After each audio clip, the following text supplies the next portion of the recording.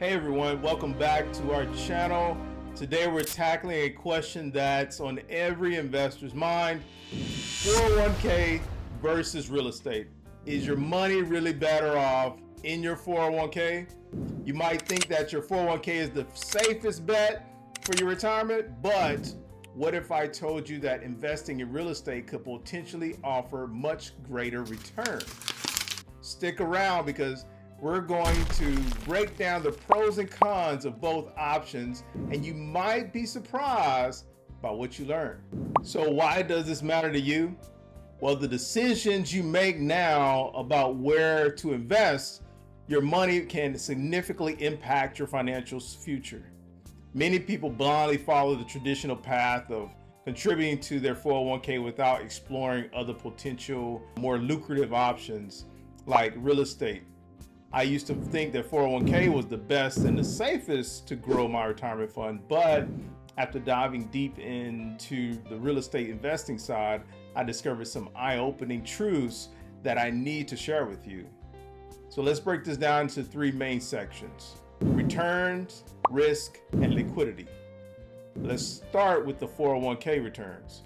Typically, a 401k grows through contributions and returns on your investment, usually in stocks, bonds, or mutual funds. Historically, these have given an average return of about 5 to 8% per year. That sounds pretty decent, but let's break it down a bit more. This 5 to 8% return can be impacted by various factors such as the market performance, the specific funds you're invested in, and fees associated with managing those funds. For instance, if you're heavily invested in stocks and market, a downturn could significantly reduce your returns. Moreover, managing fees, which might seem small, can eat into your profits over time. Even a 1% fee can make a huge difference over 30 to 40 years. Now let's talk about the real estate returns. Real estate can provide much higher returns, often ranging from 10 to 15% annually. This includes rental income, property appreciation, and tax benefits.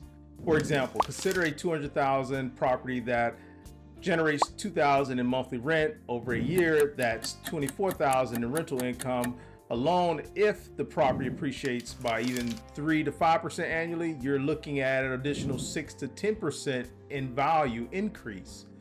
Additionally, there are tax benefits like deductions on mortgage, interest, property taxes, and depreciation. These can significantly boost your net returns, and let's not forget the power of leverage. With real estate, you can use borrowed money to enhance your returns. For instance, putting down 20% on a property allows you to control a $200,000 asset with $40,000. Every investment carries risk, and your 401k is no exception. One of the primary risks is the market volatility. Your 401k is typically invested in a mix of stocks and bonds, and when the market takes a hit, so does your 401k. For instance, during the 2008 financial crisis, when many people saw, their 401k values cut in half. Another risk is the lack of control over your investment. Most 401k plans offer a very limited selection of funds managed by professionals. While this can be a good thing for those who aren't investment savvy, it also means that you can't tailor your investments to your specific risk tolerance or your goals. Let's not overlook the fees. Even low management fees can erode your returns significantly over the long term. So real estate is not without its risk.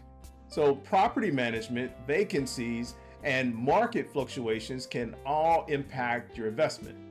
For instance, if your rental property remains vacant for several months, you'll still need to cover the mortgage, the taxes, and the maintenance costs. This can quickly eat into your profits. However, many of these risks can be mitigated with proper planning and management. Investing in landlord insurance can protect you against property damage and loss of rental income. Hiring a property management company can help you reduce the risk of the vacancies and ensure your property is well maintained. Also, diversifying your real estate portfolio across the different locations can help spread the risk.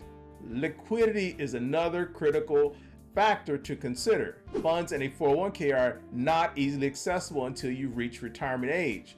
If you need to withdraw funds early, you'll face penalties and taxes, which can significantly reduce the amount you actually receive. For example, if you withdraw the $10,000 from your 401k before age 59 and a half, you might pay a 10% penalty plus income taxes on the amount.